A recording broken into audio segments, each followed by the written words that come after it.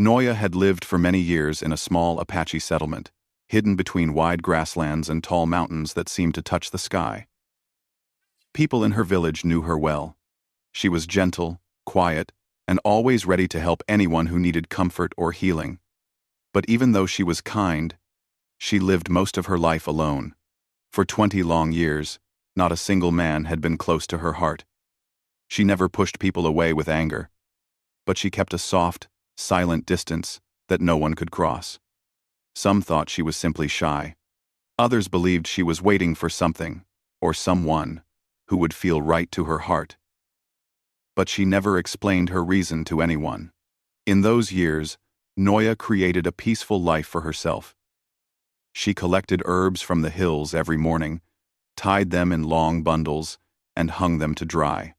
She helped the elders who struggled to walk and guided the small children who wandered too close to the river.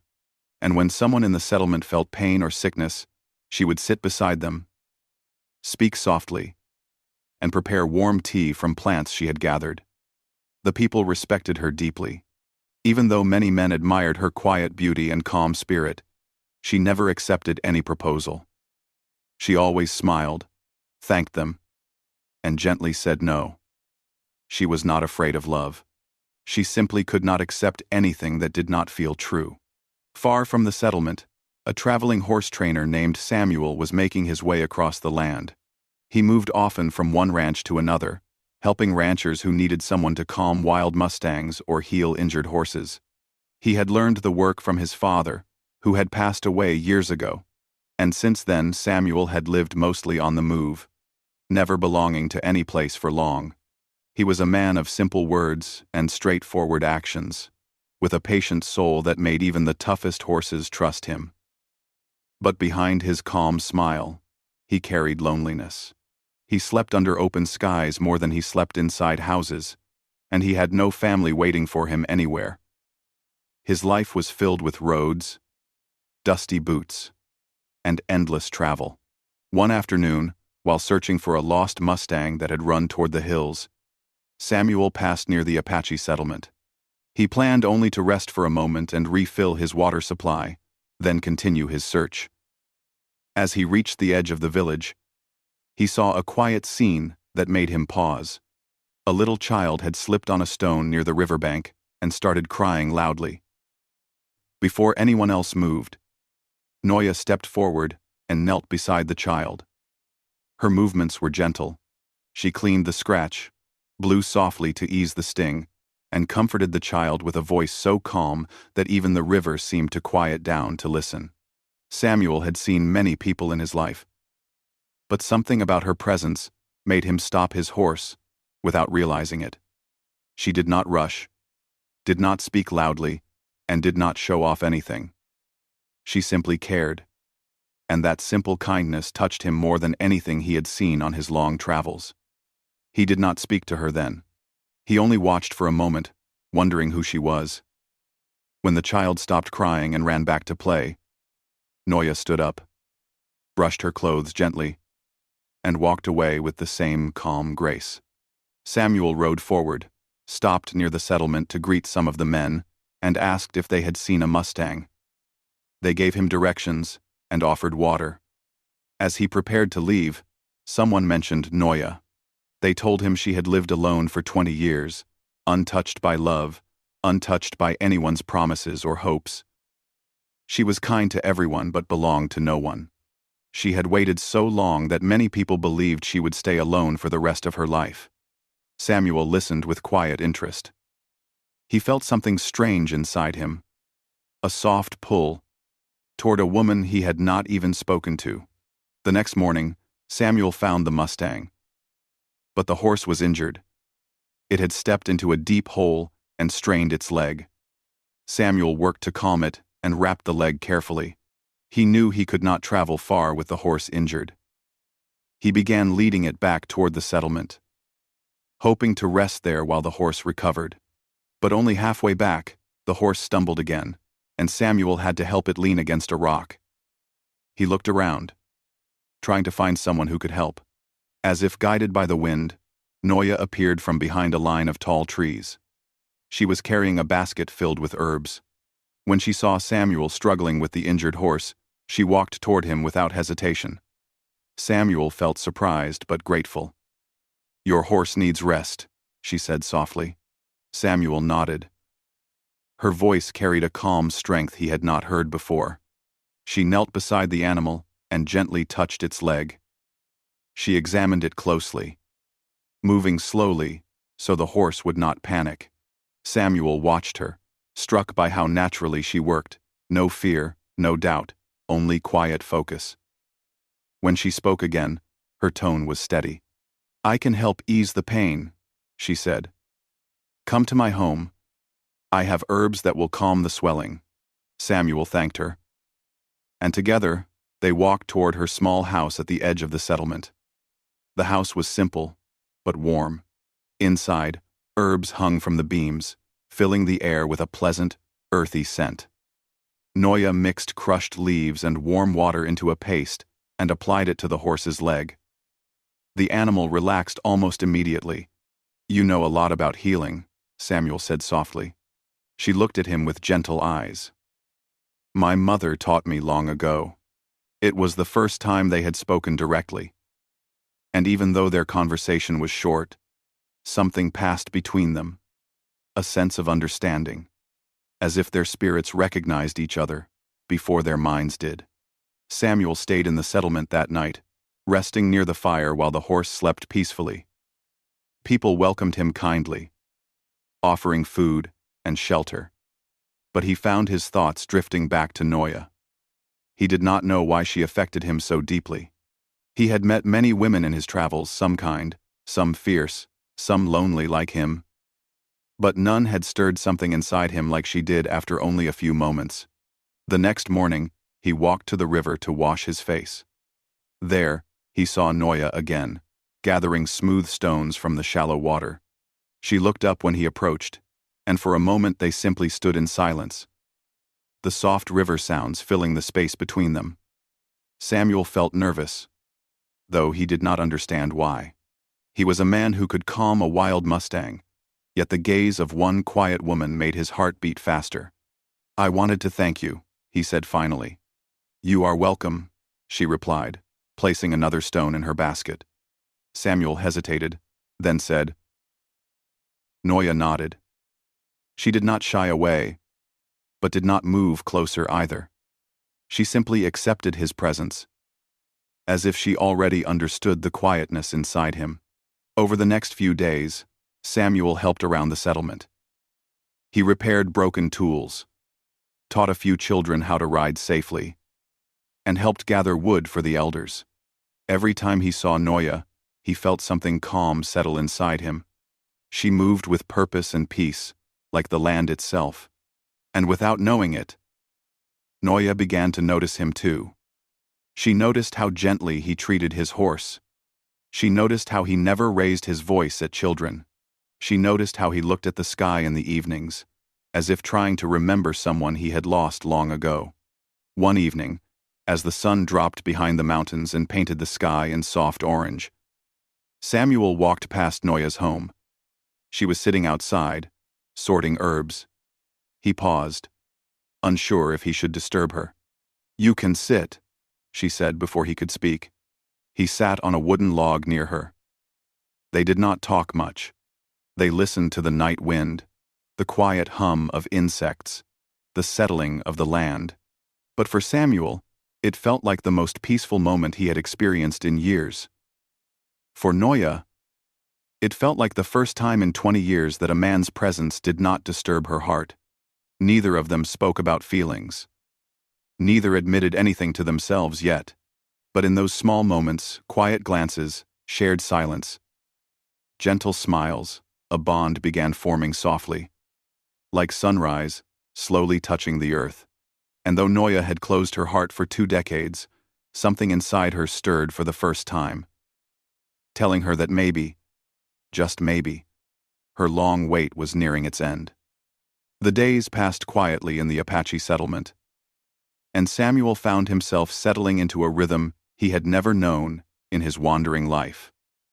He woke early, tended to his injured horse, helped with chores, and talk to people when they approached him. But the moments that stayed in his mind were the ones he spent near Noya.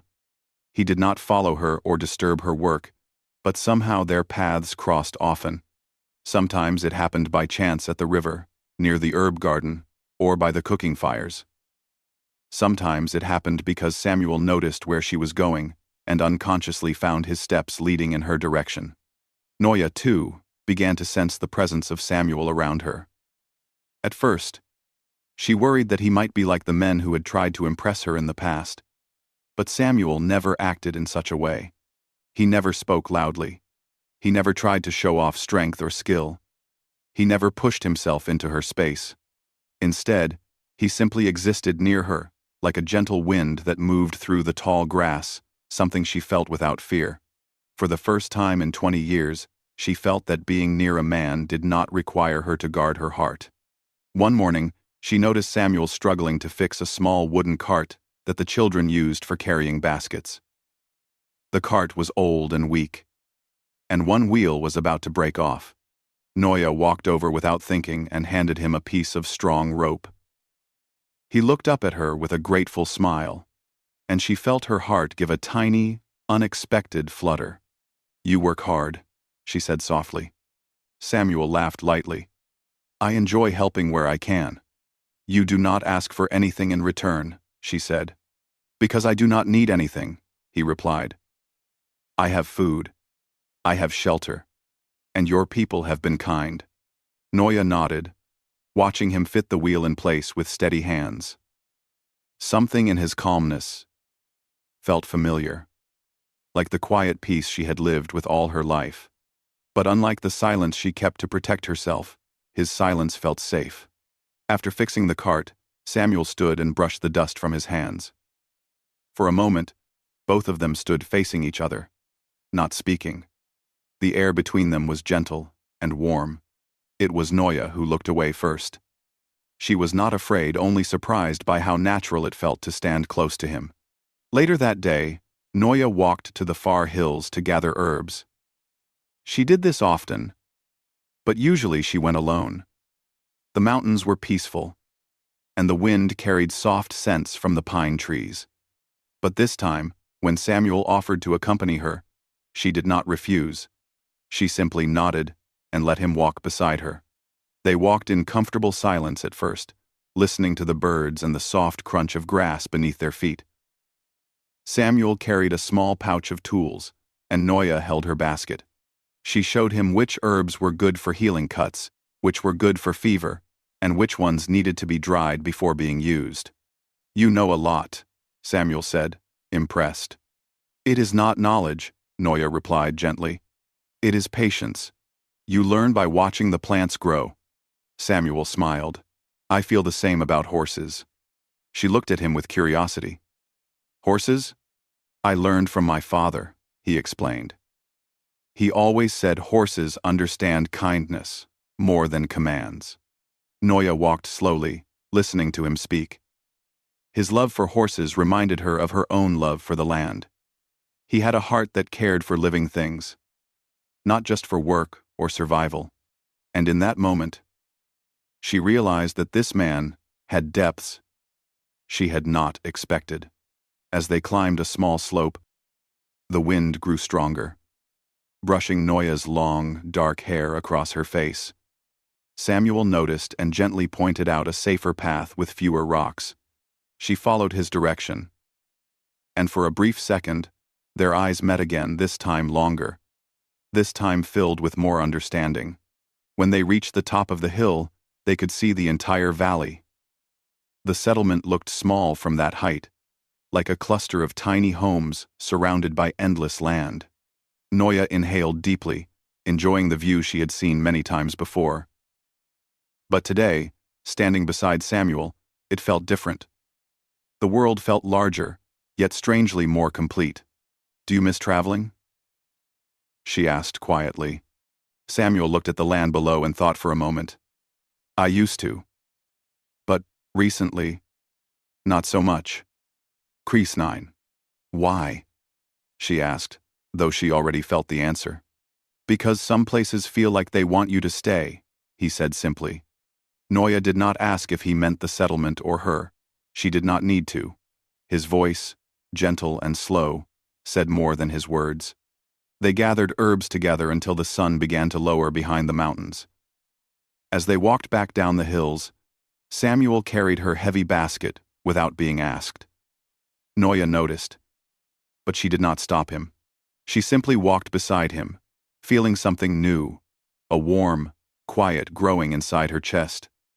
It was not sudden. It was not overwhelming. It was slow and peaceful, like dawn spreading gently across the sky. That evening, the settlement held a small gathering to prepare food for the coming days. Families were cooking, children were laughing, and the air smelled of roasted corn. Samuel helped carry water to the cooking area. Noya helped grind corn into flour. Their eyes met often, each time exchanging small smiles. The people around them began whispering softly. They had never seen Noya smile so freely before. One of the older women approached her and teased, "Your heart looks lighter these days." Ah. Noya felt her cheeks warm slightly, but she shook her head with a small laugh. "Do not speak too quickly," she said. The old woman smiled knowingly. "He is different, child. Not all men make noise to show their worth." Noya did not answer, but her heart agreed with the elder's words. That night, as the fire burned low and most people returned to their homes, Noya stayed behind to wash the cooking pots near the river. She enjoyed being near water at night. The moonlight reflected on the surface, creating silver ripples. It was calming. Samuel approached quietly. "Do you need help?" he asked. She looked up and nodded. Together they washed the pots, their hands brushing the cool water. Samuel loved the peaceful rhythm of working beside her. He had never felt such quiet comfort with anyone. Most of his life had been spent among strangers, in noisy towns or lonely plains. But here, near Noya, he felt a sense of belonging he had not known even in his childhood. When they finished, Samuel looked at the mountains, which were glowing softly under the moon. Noya nodded. "The land gives peace, if you listen to it." Samuel hesitated for a moment, then said, "You give peace too." "Ivan." Noya's breath caught slightly. It was such a simple sentence, yet no one had ever said something like that to her. She looked down, unsure how to respond. But Samuel did not expect an answer.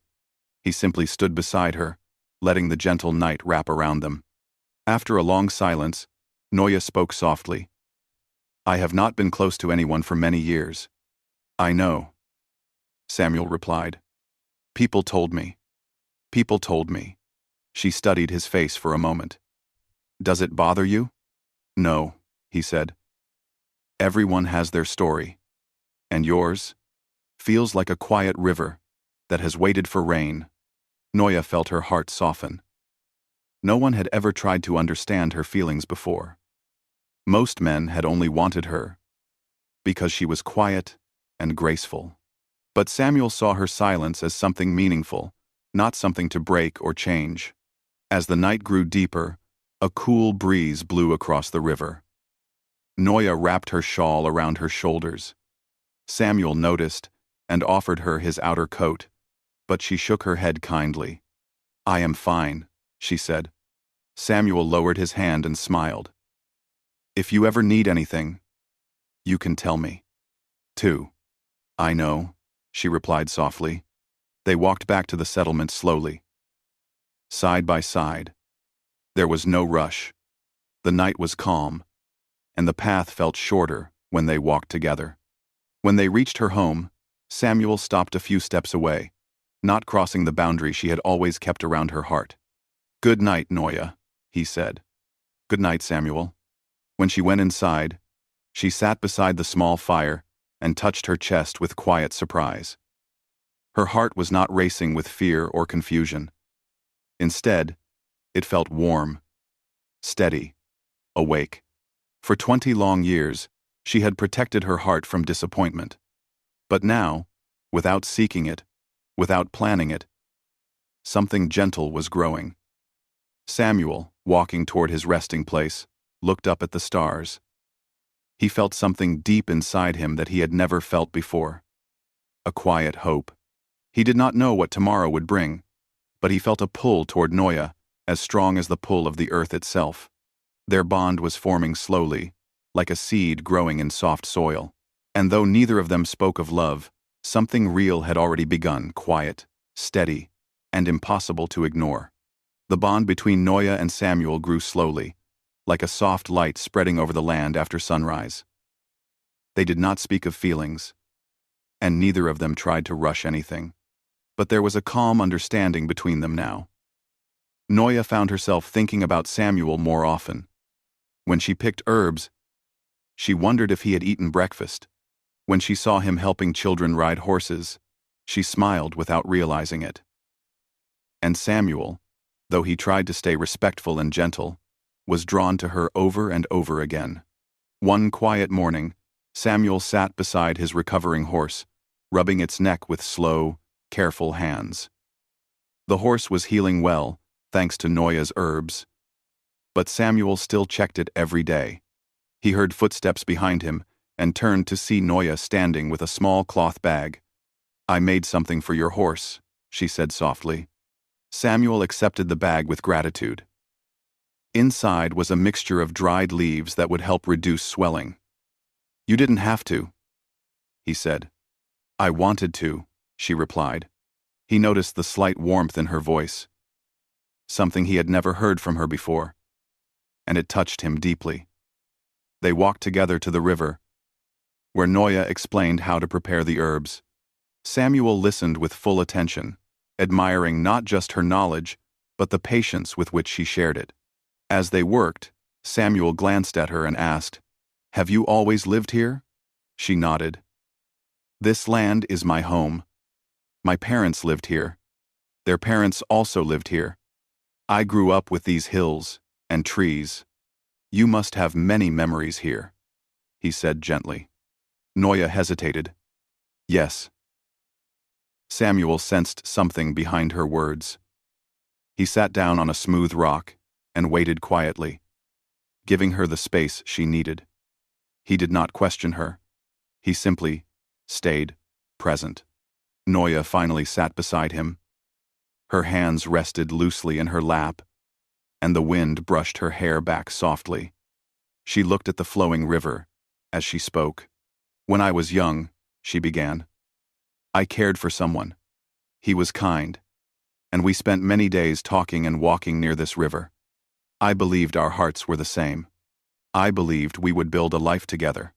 Samuel listened closely, his eyes steady on her. "But one day," she continued, "he left without goodbye. He said he would return, but he never did. I waited for him.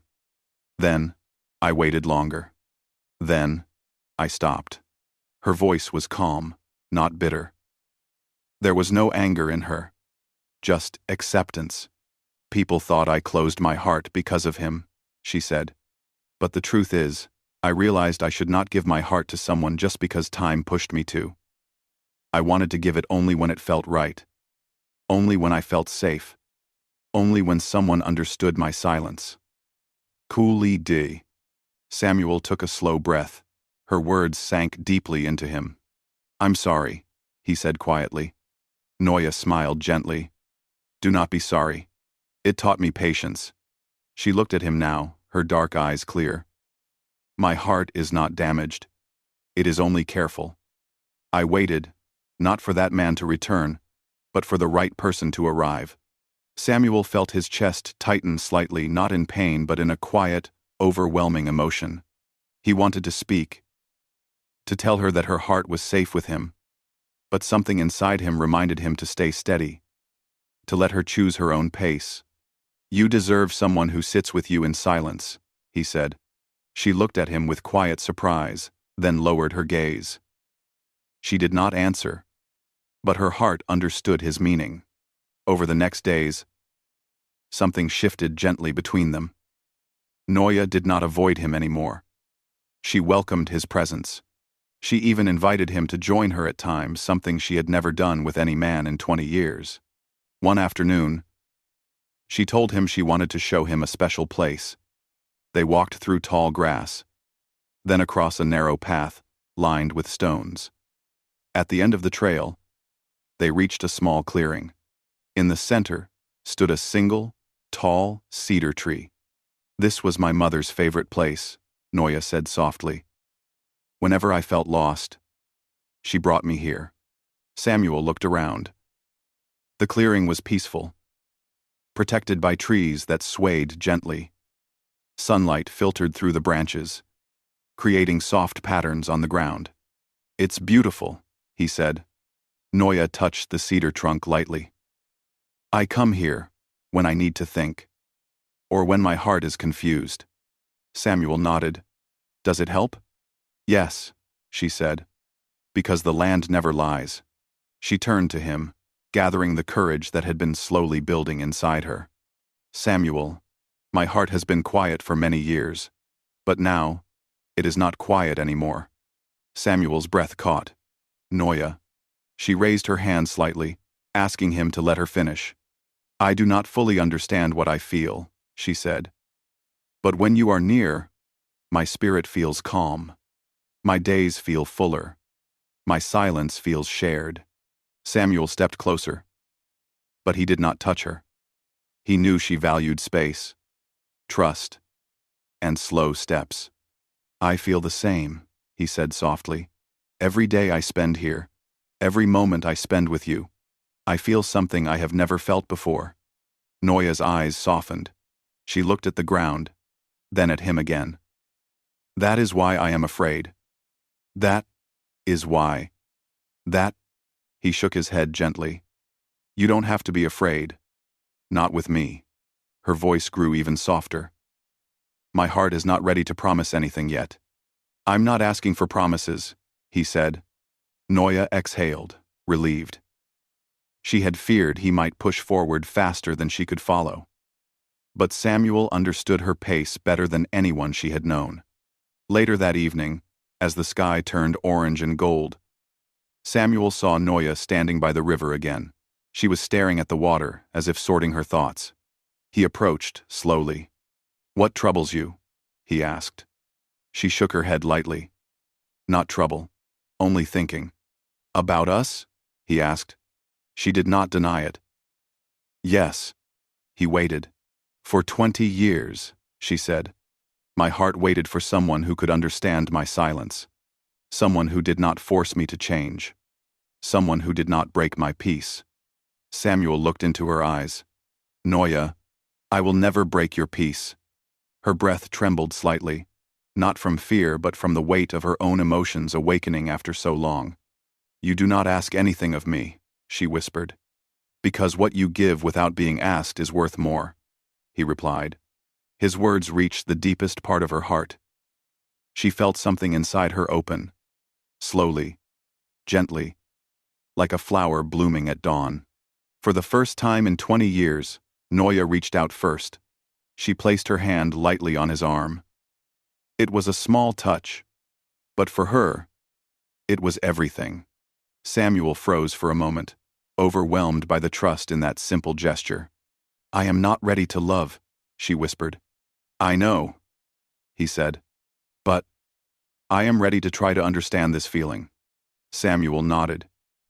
"We can take every step slowly as your heart wants." The moon rose, casting silver light on the river. Noya withdrew her hand, but did not step away. She felt the world around her softening. For so long, she had lived untouched by love, untouched by hope. But now, something gentle and warm was growing inside her, and she did not want to run from it. When Samuel walked her home that night, they walked closer than before, their steps matching naturally. And though no words were spoken, both of them knew that something meaningful had begun.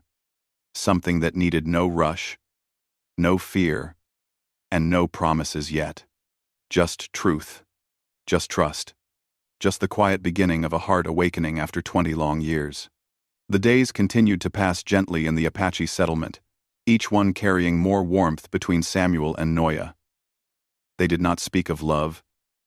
did not hurry their steps, and did not push each other into promises. Instead, they moved through their days with quiet understanding, letting their bond grow naturally. People in the settlement noticed the change in Noya, though she still remained calm and quiet as always. But there was something new in her eyes, something soft, awake, and alive. Samuel also felt the change inside him. For the first time in his wandering life, he woke each morning with a sense of purpose. He had always traveled without roots, without belonging to any place or person. But now, as he walked through the settlement, he found himself greeting people like a man who belonged. He found himself checking the river path in case Noya was there. He found himself feeling peaceful, something he had never experienced in all his years on the road. One evening, a small commotion rose near the center of the settlement. Some children were shouting and pointing toward the river.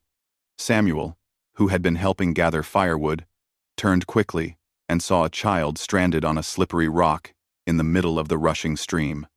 The child had walked too far onto the wet stones and couldn't return without slipping. People gathered at the bank, worried but unsure how to reach the child without falling in themselves. Noya was one of the first to arrive. Her heart raced as she stood near the edge, trying to think of a safe way to help. The current was strong, and even an adult could be swept away. Before anyone could act, Samuel stepped forward. His coat was already coming off as he handed it to a nearby man. Without a moment of hesitation, he studied the river's movement and stepped into the cold water. Noya's breath caught in her throat. She wanted to call out, to warn him, but she saw in his eyes a steady determination. The river was colder and stronger than Samuel expected, but he pushed forward carefully. The water reached his knees, then his waist, but he kept moving, planting each step firmly. The rocks were slippery, and he nearly lost his footing once, but he steadied himself with calm patience. Noya watched every movement, her heart pounding with fear and hope. When Samuel reached the child, he crouched low and extended his hand. The child grabbed him tightly, shivering in fear. Samuel spoke softly, calming the child, telling them everything would be okay. Then he guided them step by step, moving slowly toward the riverbank. Another strong wave hit him, and he stumbled slightly. But he shielded the child with his body and kept going. At last, Samuel reached the shore. People rushed forward to help the child, wrapping them in warm blankets. Noya's eyes never left Samuel. She moved toward him slowly, her heart filled with something deep, strong, and overwhelming. Samuel was soaked, breathing heavily, but he offered Noya a small, tired smile as he wrung water from his shirt. "Are you hurt?" Noya asked, her voice trembling with emotion she could not hide. "I'm fine," he said, catching his breath.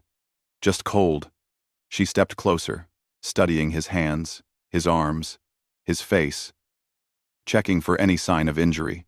When she saw he was safe, her heart loosened, and something inside her broke open, something she had kept locked for 20 years.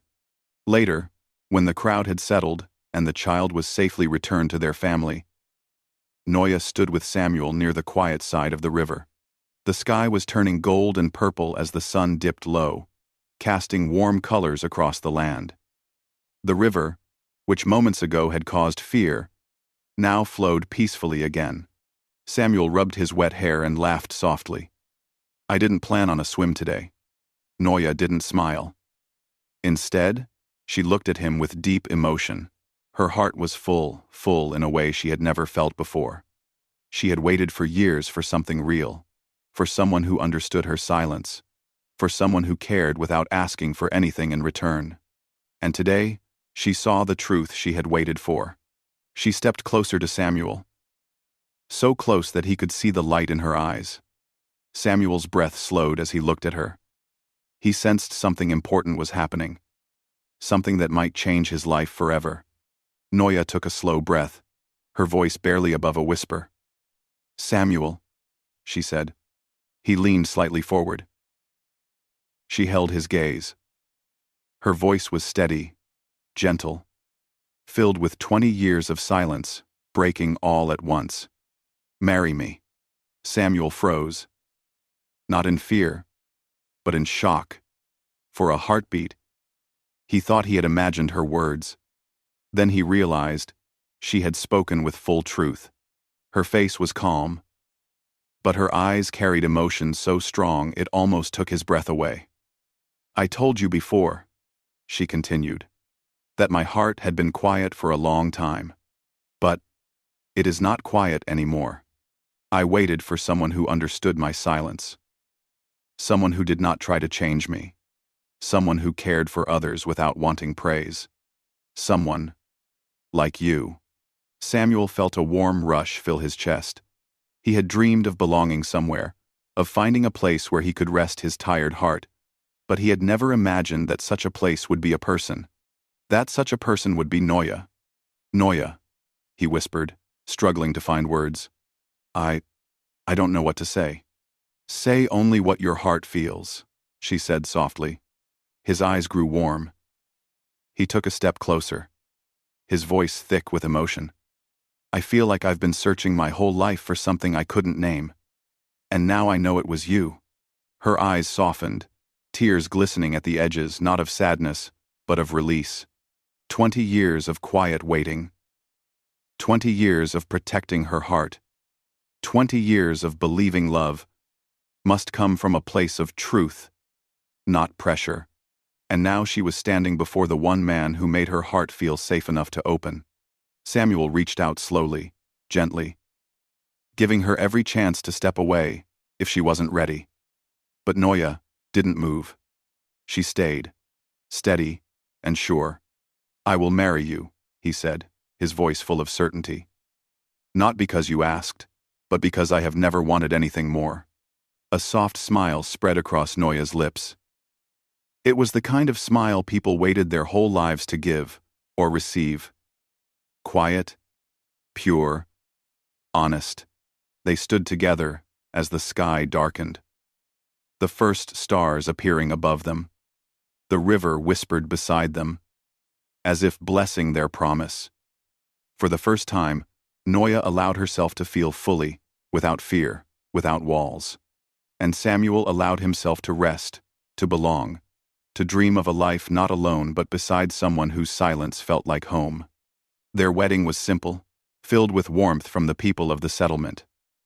There was no grand celebration, no loud music, only soft voices, peaceful prayers, and the blessing of the land around them. Noya and Samuel stood together beneath the tall cedar tree, her mother's favorite place, the place where she had first opened her heart to him. Samuel made his promise with a steady voice.